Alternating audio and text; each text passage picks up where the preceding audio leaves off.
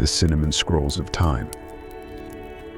The town of Eldenford was a bustling hub of commerce and chatter, nestled within the folds of a verdant valley.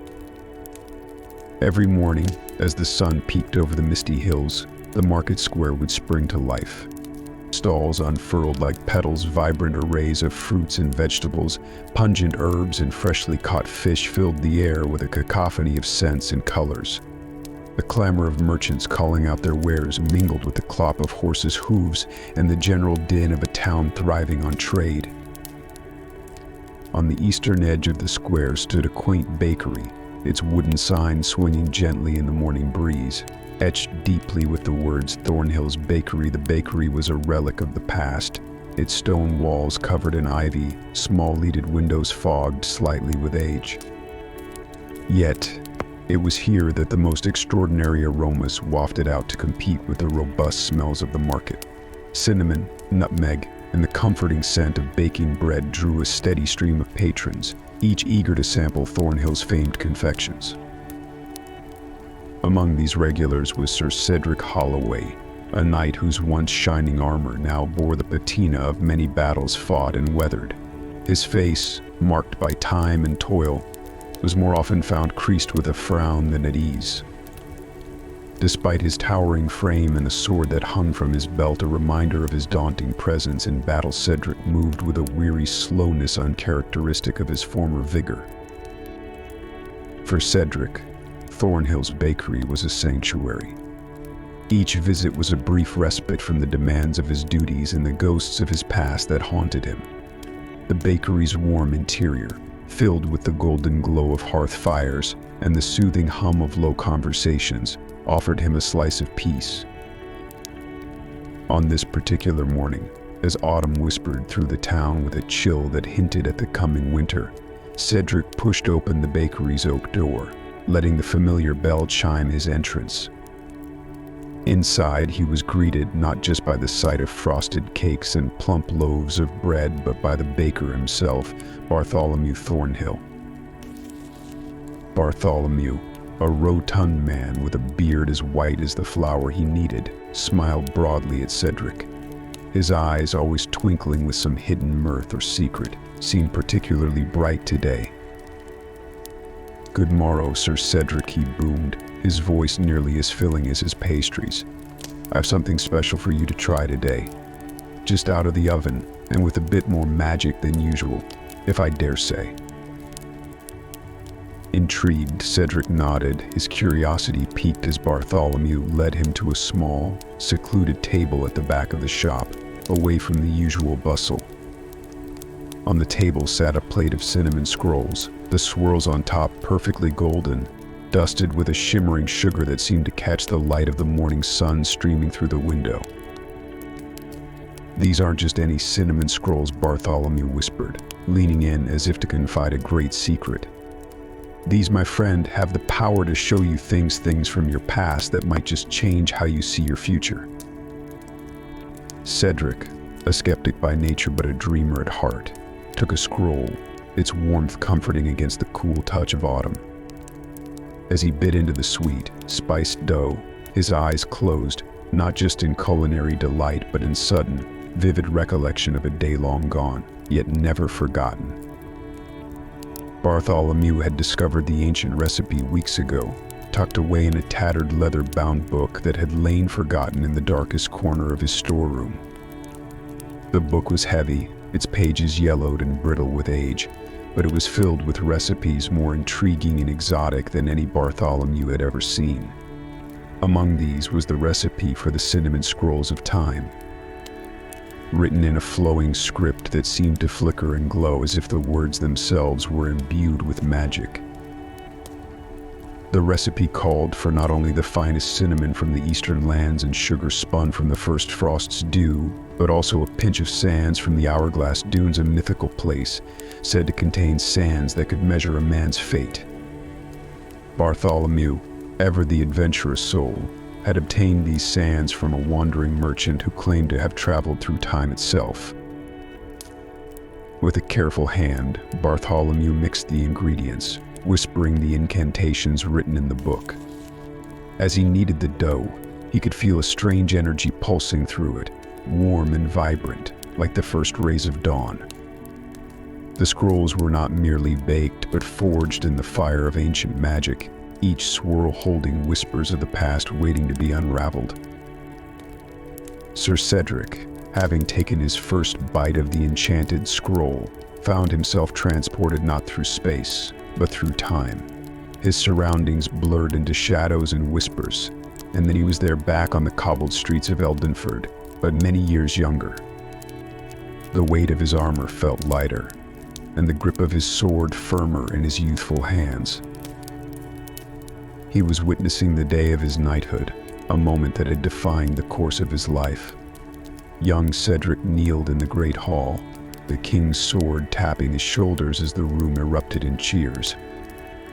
Pride had swelled in his chest, but as he watched now, he noticed things he hadn't seen before: the worried frowns of his parents, the envious glares from his peers, and the ominous, dark clouds gathering through the window, a prelude to the storm of war that would soon take him far from home. The taste of cinnamon lingered on his tongue as the scene shifted, the sweetness tinged with a hint of sadness. These were not just memories, they were lessons wrapped in the warmth of dough and spice. Each bite brought a new scene, a new emotion: triumphs he had long forgotten and failures he had tried too hard to remember. As the vision faded and Cedric returned to the present, sitting in the quiet corner of Thornhill's bakery, he was left with a stirring mixture of nostalgia and insight. The scroll had not only shown him his past, but had illuminated it in a light he had never before considered. "Bartholomew, what magic is this?" Cedric asked, his voice a mix of wonder and a trace of fear. He was a man who faced down charging cavalry without flinching, yet the journey through his own life had shaken him more deeply than any battle. Bartholomew, wiping flour from his hands onto his apron, simply smiled, a knowing glint in his eyes. "Magic that perhaps teaches us, Sir Knight, that to shape our future we must first understand our past. Have another scroll, my friend. See what else there is to learn." With a hesitant hand, Sir Cedric reached for another scroll, his heart pounding with a warrior's courage and a child's curiosity, ready to explore the chapters of his life yet again. With each cinnamon scroll, Sir Cedric delved deeper into his past, unraveling memories like threads in a tapestry. The scrolls did more than simply show him what had happened, they immersed him in the moments, allowing him to feel the emotions and hear the thoughts of his younger self. One scroll took him back to a fierce battle in the north, where young Cedric had earned his first command. The clang of swords and the roar of men clashed around him, the ground muddy with blood and rain. As he watched the battle unfold again, he noticed a moment of hesitation in his command, a brief second of doubt that had cost lives. The memory was painful, but understanding that moment with the wisdom of age brought a new perspective on leadership and the heavy burden of command. Another scroll brought a lighter memory, a forgotten afternoon spent with his sister Elise by the banks of the Elden Stream. They had laughed freely, their troubles momentarily set aside as they raced paper boats downstream. It was a stark contrast to the battles and councils that filled his later years, a reminder of the simplicity and purity of joy that life could offer. The laughter of his sister, still ringing clear, reminded Cedric of the love and connections he had neglected in his pursuit of honor and duty. Each memory, each moment served as a building block in the fortress of his identity, helping him to see not just who he had become, but why. With the scrolls as his guide, Cedric started to piece together the narrative of his life in a way he had never managed before. He realized how much of his actions were driven by a desire to prove himself, often to the detriment of his own happiness. He saw the moments where pride had led to stubborn mistakes, and where his unwavering sense of duty had sometimes blinded him to the needs of those he loved. But the scrolls did more than highlight flaws, they also illuminated strengths. Cedric was reminded of the countless times his quick thinking and bravery had saved his companions, the moments of compassion that had earned him the loyalty of his men, and the decisive actions that had turned the tide of battles. As he continued to consume the scrolls, each one a gateway to another chapter of his life, a new sense of self-understanding dawned upon Cedric. He began to appreciate the complex interplay of experiences that had shaped him, recognizing both the value and the cost of his choices. With this newfound knowledge, a resolve started to form within him, a desire to integrate the wisdom of the past with the reality of his present. This journey into the past was not without its emotional toll. Each memory revisited was a reminder of paths chosen and those forever abandoned. Cedric felt the weight of years lost to war and duty, the personal relationships that had frayed or broken under the strain of his absences. The pain of these realizations brought a profound sorrow, but also a catalytic push for change. However, his introspective journey did not go unnoticed. Rumors of the magical scrolls began to spread beyond the walls of Thornhill's bakery. It wasn't long before whispers reached the ears of Lord Malric, a rival noble who had always viewed Cedric's honor and fame with veiled jealousy. Malric, cunning and ever ambitious, saw an opportunity not just to undermine Cedric but to acquire the magical scrolls for himself. Lord Malric's intentions became clear one foggy evening when shadows moved against the bakery. Men cloaked in the darkness approached the bakery with the stealth of seasoned thieves. Their goal was not gold or jewels, but the ancient book of recipes Bartholomew kept hidden under lock and key.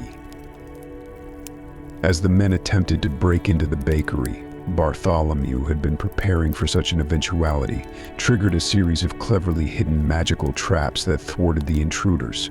The ensuing chaos woke Cedric, who had been resting upstairs in one of the guest rooms. Armed with nothing but a dagger and his wits, Cedric descended into the bakery, ready to defend his friend and the scrolls that had so profoundly changed him. Together they managed to repel the attackers, but it was clear that the threat would not end there. As long as the knowledge of the scroll's power remained, danger would loom over Thornhill's bakery, drawing greed and malice to its humble doorstep. Cedric realized that protecting this magic would require more than sword and shield. It would require cunning, careful planning, and perhaps even sacrifice. As the dust settled from the thwarted attack, Cedric stood amidst the scattered remnants of the intruder's presence, his mind racing with the implications of what had just occurred. The bakery had become a battleground, and the stakes were higher than he had ever imagined. It was no longer just about revisiting his past, it was about protecting a power that could reshape destinies. Cedric and Bartholomew convened in the quiet aftermath, their conversation low and urgent beneath the soft flicker of candlelight. The knight was resolute. He could not allow the scrolls, nor the knowledge they contained, to fall into the wrong hands. "We must safeguard this magic," Bartholomew Cedric declared, "not just from Malric, but from anyone who might use it for ill purpose." Together they devised a plan. Cedric would seek out allies among those he trusted, forming a secret council to protect the scrolls. Meanwhile, Bartholomew would continue his work, but with greater caution and a series of protective enchantments that would shield the bakery from further attacks. The next few days were a flurry of activity. Cedric traveled under the guise of night, meeting with old comrades and trusted leaders who could understand the importance of what he was protecting. Each ally was chosen for their wisdom and their loyalty, forming a clandestine circle that would operate from the shadows to ensure the safety of the scrolls. Bartholomew, for his part, enhanced the bakery's defenses with spells and potions, turning it into a fortress of sorts. The windows were laced with spells that would blur the sight of prying eyes, and the doors reinforced with charms that could resist even the strongest of physical forces. But Lord Malric was not deterred. Frustrated by his initial failure, he enlisted the aid of a dark sorcerer, hoping to overcome the bakery's new defenses. One stormy evening, as dark clouds loomed ominously overhead, Malric and his sorcerer approached the bakery, armed with dark magic that could potentially overpower Bartholomew's protections. The confrontation that ensued was unlike any Cedric had faced before. As steel clashed with arcane forces, Cedric found himself defending not just a friend and a bakery, but a legacy of knowledge that could benefit or curse the future, depending on its stewardship. The battle was fierce, with spells illuminating the night sky and the clash of Cedric's sword against the sorcerer's magical barriers echoing through the deserted streets. Cedric, fueled by the resolve and insights gained from his journeys through the past, fought with a precision and determination that seemed superhuman. In the end, it was not just brute force that turned the tide, but cunning. Cedric and Bartholomew had anticipated Malric's reliance on dark magic and prepared a trap that turned the sorcerer's power against him. The sorcerer, caught in his own spell, was defeated, and Malric, seeing his plans unravel, fled into the night, his ambitions dashed. With the immediate threat neutralized, Cedric took a moment to reflect on the whirlwind of events that had brought him to this point. The scrolls had opened his eyes to the nuances of his life's tapestry, teaching him lessons that he would carry forward. He felt a profound sense of responsibility to use this knowledge not just for his own benefit, but for the good of others. As dawn broke over Eldenford, Cedric stood outside the bakery, the morning light painting the sky in hues of gold and crimson. He felt lighter, as if a burden had been lifted from his shoulders. The path ahead was uncertain, but he was ready to meet it with a heart open to change and a mind sharpened by the past. Bartholomew, too, felt a renewed sense of purpose. The bakery would continue to serve as a beacon of warmth and delight, but with the added responsibility of guarding the scrolls. He decided to begin training an apprentice, someone who could one day carry on the legacy of the bakery and its secrets. Together, Cedric and Bartholomew looked forward to a future where the magic of the scrolls could be used wisely and judiciously. They agreed to document their experiences, creating a new chapter in the book that would guide future guardians of the scrolls.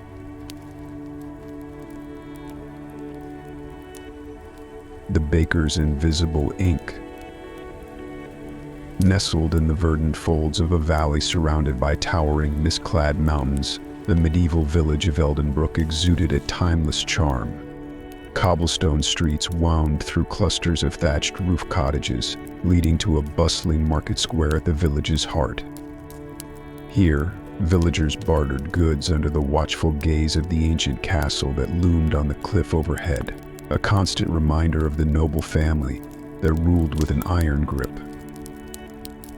The air in Eldenbrook was often filled with the rich smells of freshly tilled earth and blooming wildflowers, yet beneath this pastoral calm, a current of discontent ran deep. The villagers chafed under heavy taxes and harsh decrees imposed by Lord Draven, the reigning noble, whose ancestors had conquered the valley centuries ago. Whispers of dissent rustled through the market stalls, spoken in hushed tones for fear of the Lord's spies. In the quaint heart of the village stood a bakery known for its warm, inviting glow and the irresistible aroma of baking bread that wafted out each morning. The bakery was run by Master Tobin, a man of modest height but considerable girth, with a beard as flour-dusted as his apron. Tobin was a fixture in Eldenbrook, beloved for his hearty laugh and generous portions, but few knew of the keen intellect and observant eyes that missed little of the village's goings-on. Tobin had been born and raised in Eldenbrook, and had inherited the bakery from his father, a man equally renowned for his baking and his quiet wisdom.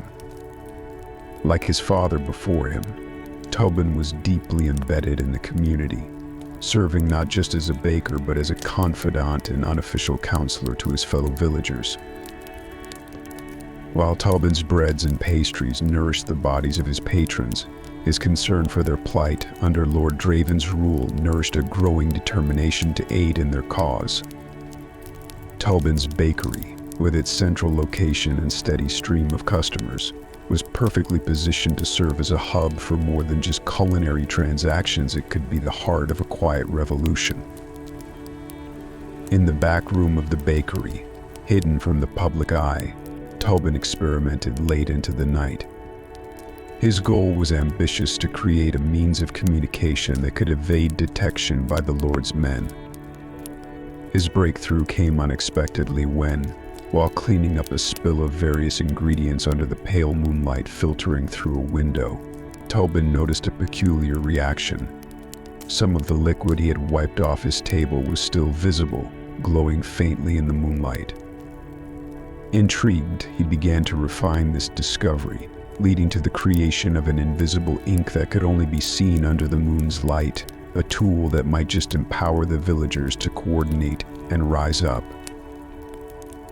As dawn broke over Eldenbrook, Tobin looked at his latest batch of bread, each loaf carefully infused with messages written in invisible ink, ready to be distributed at the market.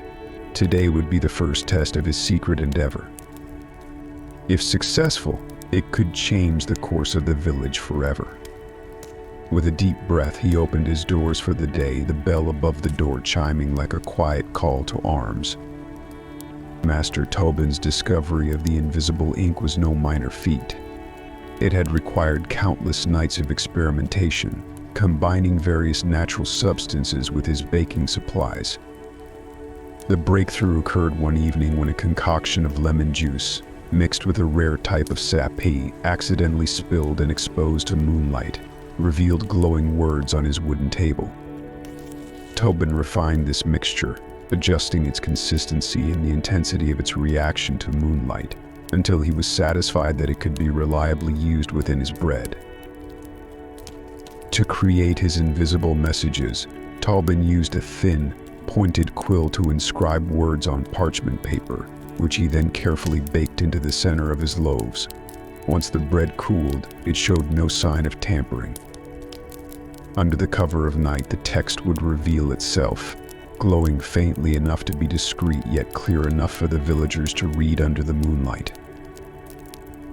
The first test of Tobin's innovative communication method came on a market day. The square buzzed with activity as villagers haggled over goods, completely unaware of the revolutionary act unfolding. Tobin handed out his special loaves to a select few, a trusted network of villagers who understood the significance of the bread. These individuals were chosen for their loyalty and their desperation for change. One such recipient was Mira, a young weaver whose brother had been imprisoned for speaking against Lord Draven's taxes. As instructed by Tobin, she waited until nightfall to break open the loaf in the privacy of her home. By the light of the moon, Mira read the message baked inside meat at the old mill. Midnight, the words, shining with a pale light, filled her with a mix of fear and excitement.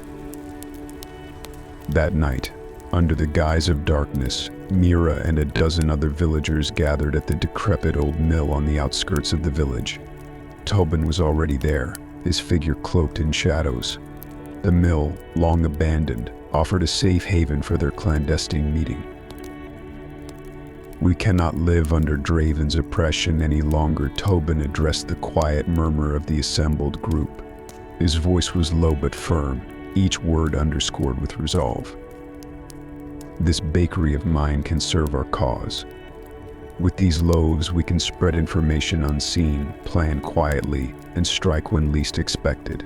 We can coordinate our efforts without fear of spies. Only those we trust will know the secrets held by the bread." The group around him nodded, the glow of determination in their eyes matching the moonlight that revealed their secret messages. They quickly set to planning, using the bakery's bread as their silent messenger. Tasks were divided, with each person playing to their strengths. Some would spread the bread to allies, others would gather information, and a few brave souls would organize small acts of sabotage against the Lord's assets. The meeting ended with Tobin distributing more loaves, each carrying new instructions or information that would help them slowly but surely undermine Lord Draven's rule.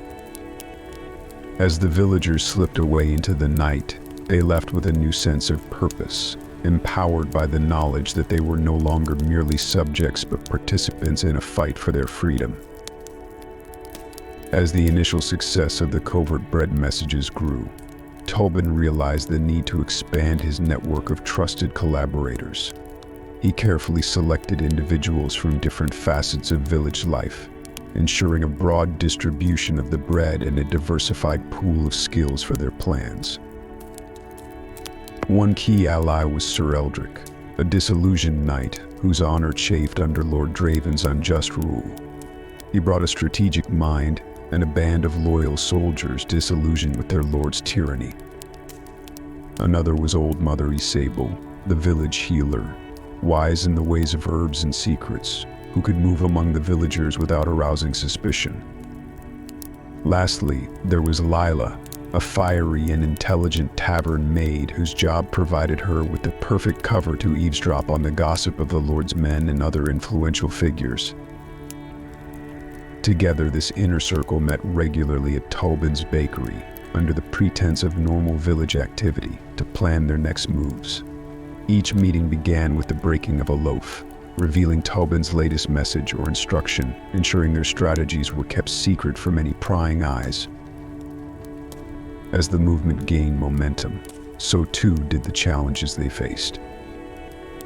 Lord Draven's men became more vigilant, their presence in the village more oppressive.